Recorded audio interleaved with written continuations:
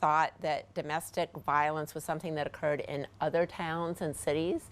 And so a key piece of the study was doing a survey with the communities of faith in town, as well as with the police department. And I and the others in the study were shocked to learn that there had been 200 reported situations in Melrose to the police department the year before. We have to do something. And so to me it was amazing the way we all pulled together.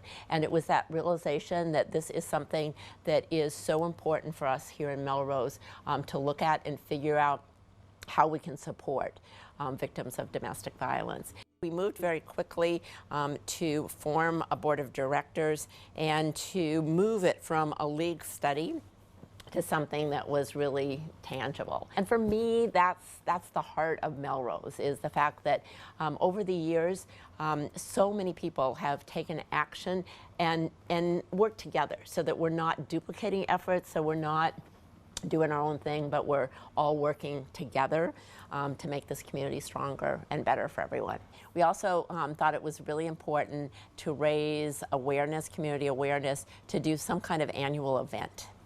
So we were talking about having a walk, having a vigil, doing something. So that was the beginning of the annual walk.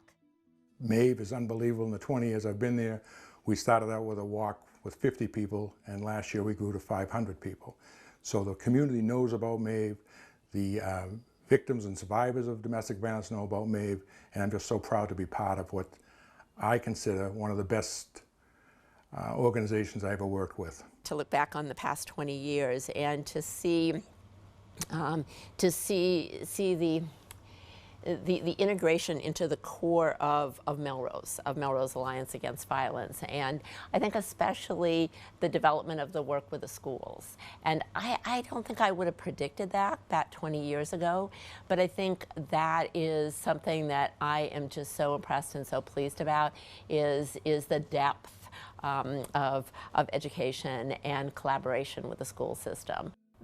There just isn't anything like Melrose Alliance Against Violence in so many other communities, and I think that is probably the most special part about growing up here and going to Melrose High School was MAAV, because there's just so much education that I was able to access at a younger age.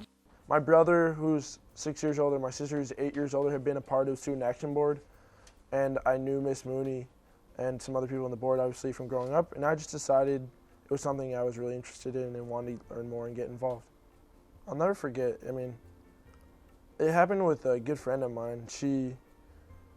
She was talking about a relationship that she was in with a guy, and it just kind of, I don't know, it didn't feel right to me. I remember we were at like a summer party one night. It was like a back to school thing at her house, and she seemed really sad to me, and I was like, hey, do you want to talk for a sec? And she was like, sure.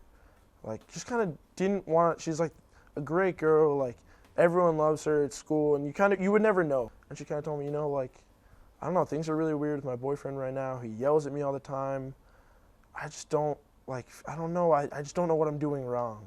The major thing I did on the Student Action Board, I think, was starting the Melrose Alliance Against Violence coffee house. The mission for the coffee house was to use the power of the arts and just the sheer talent that there is in Melrose to talk about these issues and to talk about tough things and still make it accessible for all types of people in the community, not just high school, middle school students, but their parents and then their younger siblings, and create a community event.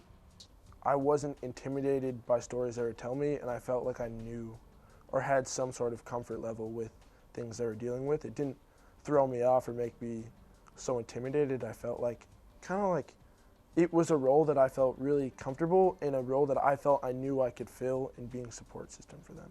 Another big takeaway I've gotten from Melrose Alliance Against Violence is that it's not just what you do when you're standing up in front of like the seniors and the assembly, or when you're leading a discussion with freshmen. It's like how you are interacting with people on a daily basis, and just sort of just being more purposeful in all your actions, and thinking like, is the way that I'm treating this person healthy? Is the way I am coming across to others?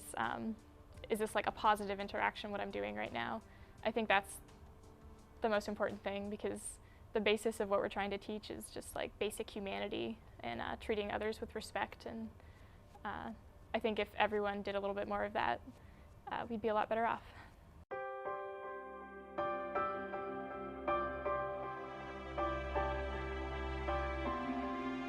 Ending domestic violence would mean that high school students would have good role models at home, as well as at school, and would not be afraid to be with their families at the end of the day. So ending domestic violence would mean greater faith and respect in yourself, as well as the people around you.